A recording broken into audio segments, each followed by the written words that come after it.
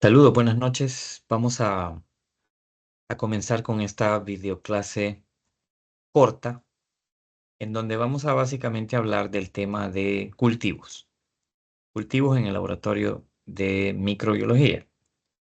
Voy a utilizar estas diapositivas para que podamos avanzar con este tema. Bueno, los cultivos ya ustedes los han estado realizando en el laboratorio, así que no es un tema 100% nuevo para ustedes en este momento. Em, Quiero mencionarles que los cultivos en microbiología o en los laboratorios de microbiología tienen una enorme importancia desde el punto de vista clínico. De hecho, un hospital que no tiene un buen laboratorio de microbiología es un mal hospital. Solamente por esa razón. Significa un riesgo para los pacientes. Manejar bien el laboratorio de microbiología requiere muchos años de experiencia, pero esto se fundamenta en principios muy sencillos que tienen que ver con la interpretación de las placas de cultivo o los medios de cultivo o de las cajas de Petri en el laboratorio de microbiología. Tenemos en el laboratorio de microbiología varios tipos de suspensiones o medios que sirven para el crecimiento de microorganismos. Y ahí es donde vamos a sembrar pues los microorganismos, bacterias comúnmente u otros que nos interesen.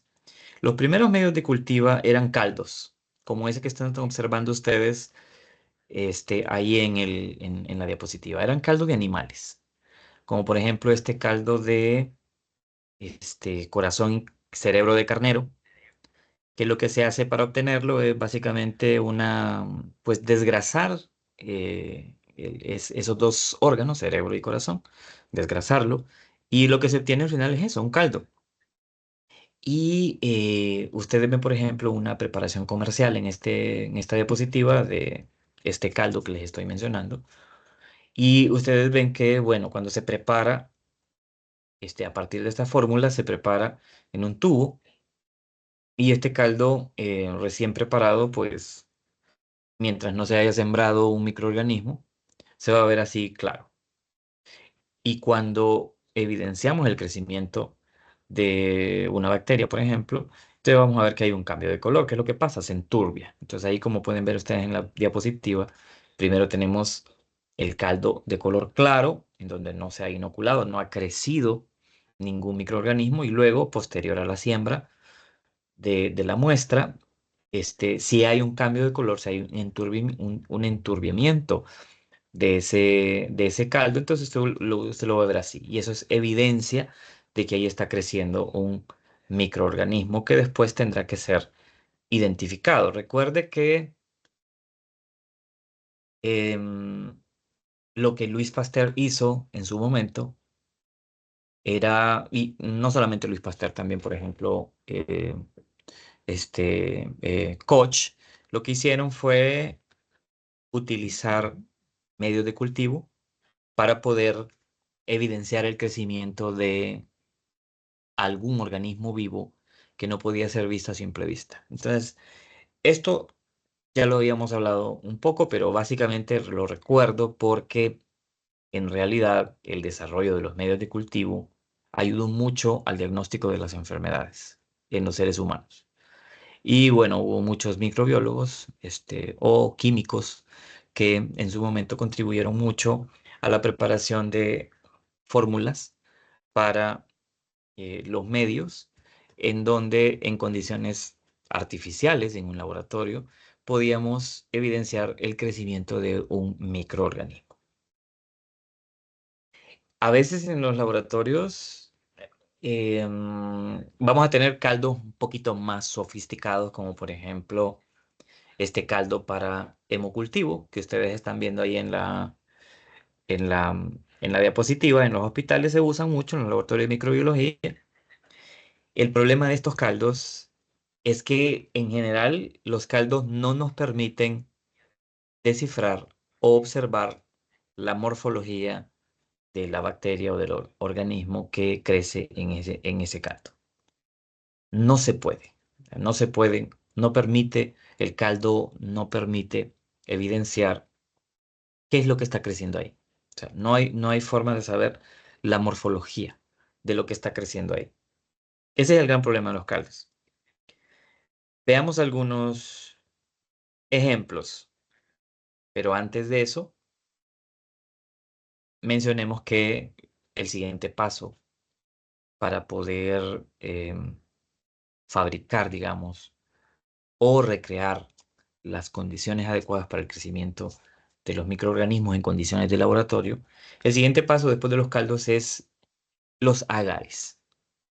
Y solamente hago la reflexión de que muchas de las formulaciones comerciales que utilizamos como agar en el laboratorio vienen o se extraen, digamos, el agente gelificante que se usa para que ese medio ya no sea un medio líquido, sino que sea como un gel, como una gelatina. Es un componente que viene de algas, principalmente. Por ejemplo, el alga que ustedes tienen ahí en en la pantalla, esta alga roja, es un alga multicelular de género Ampheltia. Es un ejemplo típico, por ejemplo, de algas de donde se obtiene el agente gelificante que hace que se pueda solidificar ese caldo. Entonces, esto es un medio de cultivo como el que ustedes han estado utilizando. Entonces, ¿qué es el agar? El agar es básicamente un caldo que contiene un agente gelificante, que permite entonces ahora sí ver el crecimiento de microorganismos y ver la morfología de esos microorganismos. Entonces, solo como una manera de recordar cosas importantes con relación a los cultivos, es que el cultivo utilizando agar, utilizando un caldo más un agente gelificante, nos permite ver morfología colonial. ¿Cómo se, cómo se observan estos organismos en estos medios de cultivo? ¿Y cómo se miden? Bueno, recuerde que bueno, cada una de las muestras que utilizamos para sembrar en un medio de cultivo es básicamente una célula. Y de cada célula que usted siembre en un medio de cultivo en un agar, cada célula va a dividirse y va a producir a otras más. Entonces, por eso es que a las células se les denomina unidades formadoras de colonias, porque a partir de cada una de las células de ese microorganismo que estamos tratando de evidenciar su presencia, su crecimiento a través de de un agar, ese organismo va a dividirse y va a producir a otros más. Entonces, por eso el término unidades formadoras de colonias. Y estas unidades formadoras de colonias, o sea, estas células se pueden cuantificar y comúnmente esto se hace utilizando unidades en volumen como los mililitros, o sea, se cuentan cuántas unidades formadoras de colonias hay por mililitro o se cuentan en base al peso de unidades formadoras de colonia por gramo. Eso es como para que lo tengamos en cuenta. Cuando hablamos de unidades formadoras de colonias, pues básicamente estamos hablando de esos microorganismos, de esas bacterias, que cada una de ellas, al momento de ser sembrada en un medio de cultivo, pues va a dar lugar a otras más. Y eso va a formar una colonia. Y entonces esto lo podemos cuantificar. Cuantificarlo no solamente para saber qué organismo es, sino para saber la proporción de el crecimiento, cómo han crecido y en qué tiempo han crecido, como lo hemos ido viendo en algunos ejercicios que ya hemos hecho.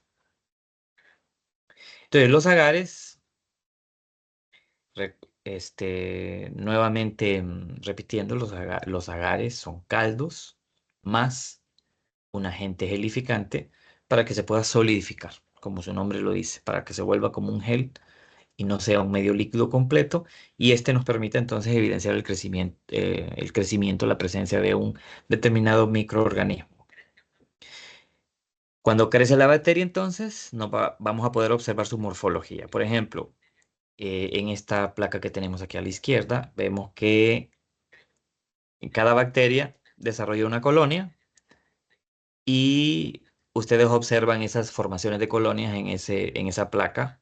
Si usted se observa en esta placa, estamos viendo colonias planas, grandes, a diferencia de esta otra, en donde vemos colonias pequeñas, redondas, que son Staphylococcus aureus, este, que se sabe muy bien por su crecimiento, pero para eso son los medios de agar, para permitir no solo ver las características de las colonias, de las bacterias, sino también para contarlas.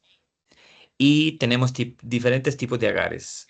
Por ejemplo, tenemos un agar, el primero a la izquierda, un agar que no tiene más que el caldo de cultivo y el agente gelificante.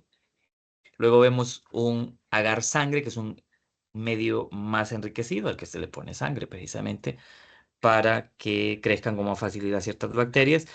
Y este es un medio todavía más enriquecido todavía, que es el medio agar chocolate, que tiene además suplementos nutricios y vitaminas para bacterias que exigen más. Y por el contrario, tenemos este otro cultivo que sería o que iría en el sentido opuesto, porque es un medio selectivo. No solamente no es enriquecido, sino que es un medio selectivo. Y este, por ejemplo, es el agar McConkey. Es un medio en el que solamente se usa para evidenciar la presencia de bacilos gram negativos. Vemos cada uno después algunos ejemplos importantes. Y bueno, vamos a seguir acá. Pues fíjense bien que hay un principio importante que debemos de entender, y es que no todo crece, no todo microorganismo crece en un cultivo. Entonces, podríamos pensar erróneamente que sí, que en efecto cualquier microorganismo puede crecer en un medio, pero no, no es así.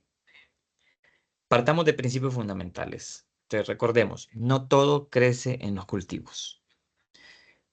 Cuando hablamos de que algunos organismos crecen en cultivo y otros no, podemos decir, por ejemplo, los virus, las riquezas y la micoplasma, que son riquezas y micoplasma, son un tipo de bacterias, no crecen en cultivos. Tal vez algunos parásitos, por ejemplo, las amebas no crecen en cultivos, las yardias no crecen en cultivos. Tenemos, por otro lado, otros microorganismos que crecen muy lento, como en el caso de los hongos y las micobacterias. Micobacterias pueden tardarse días, semanas o hasta meses en algunos casos para que crezcan en un medio de cultivo, pero generalmente andan entre 1 a 3 semanas. Es el caso, por ejemplo, de las micobacterias,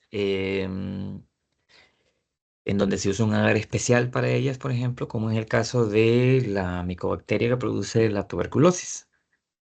Es muy, muy, muy lento su crecimiento y bueno, tal vez el medio de cultivo sea un método que se puede utilizar en el laboratorio para poder eh, determinar la presencia del microorganismo, pero en realidad es muy lento, comúnmente 3 semanas, algo así.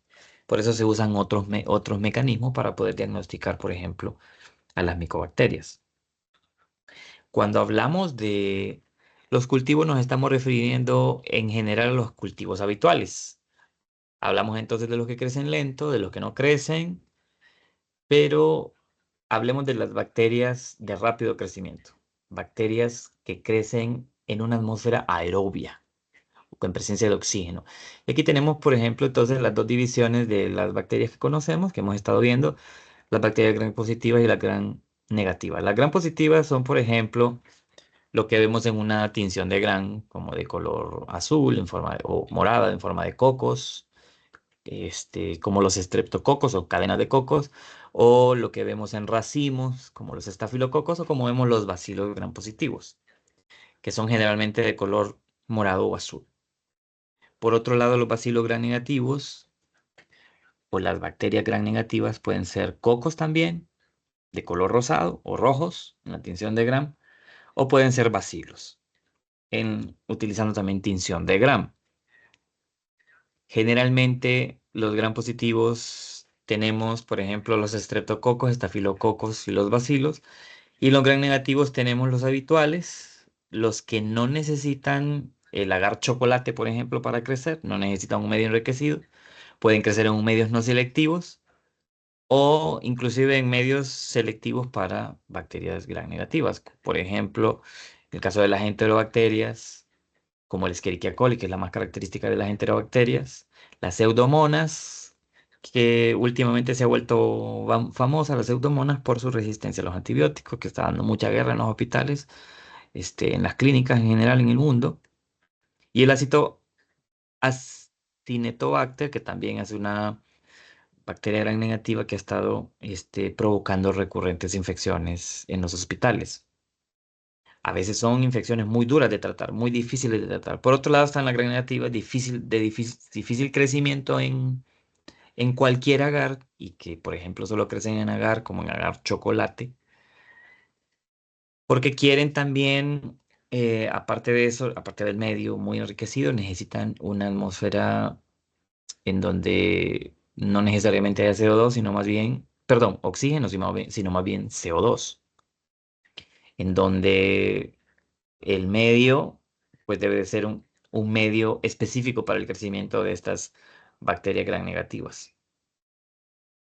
En difícil crecimiento tenemos, por ejemplo, entonces al género Haemophilus, la Brucella y Francisella tularensis.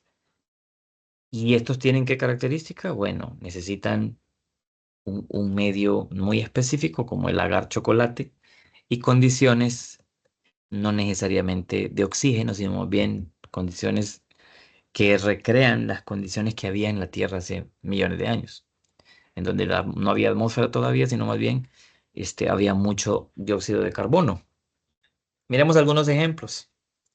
Ahí tenemos Staphylococcus aureus, es una bacteria gram positiva. Este, tenemos por ahí también Escherichia coli, Haemophilus. Y entonces, si hablamos de Staphylococcus aureus, por ejemplo, Staphylococcus aureus, vemos que podríamos obtener positividad de crecimiento en un agar sangre. Podríamos tener, por lo tanto, crecimiento en un agar chocolate, porque son medios enriquecidos, pero no en un McConkey, porque McConkey, recuerde, es un medio selectivo. Y es un medio selectivo específico para bacterias gram negativas. Escherichia coli. Entonces, Escherichia coli, por ejemplo, entonces ve usted, podría crecer en un agar sangre, podría crecer en un agar chocolate, por lo tanto, y podría crecer en un medio McConkey, porque, bueno, hay condiciones suficientes para que éstas se puedan desarrollar en estos medios. Hemófilos, que ya sería una gran negativa muy difícil eh, de conseguir su crecimiento en laboratorio, pues únicamente podría crecer en un agar selectivo, en un medio selectivo, o un medio enriquecido, en este caso como en el caso del agar chocolate. No podría crecer en los otros. Y a veces en los laboratorios, si el técnico en microbiología o el microbiólogo no puede interpretar los resultados del crecimiento bacteriano en en una cápsula de Petri, esto puede llegar al médico y el médico recibir datos erróneos. Y también, si el médico no puede interpretar tampoco esos indicios, entonces igual el diagnóstico va a ser errado y eso pone en peligro la vida de las personas. Eso hay que tenerlo muy claro.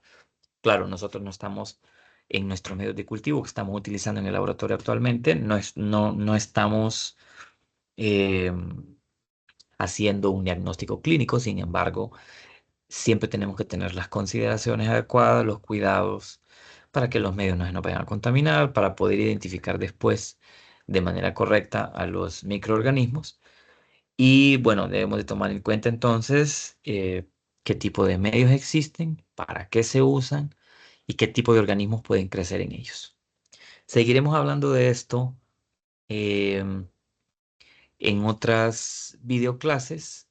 Pero por ahora solamente quería dejarle con esos ejemplos. El día de mañana, recuerden, hay una actividad en la escuela que tiene que ver con la asignatura de seminario de investigación.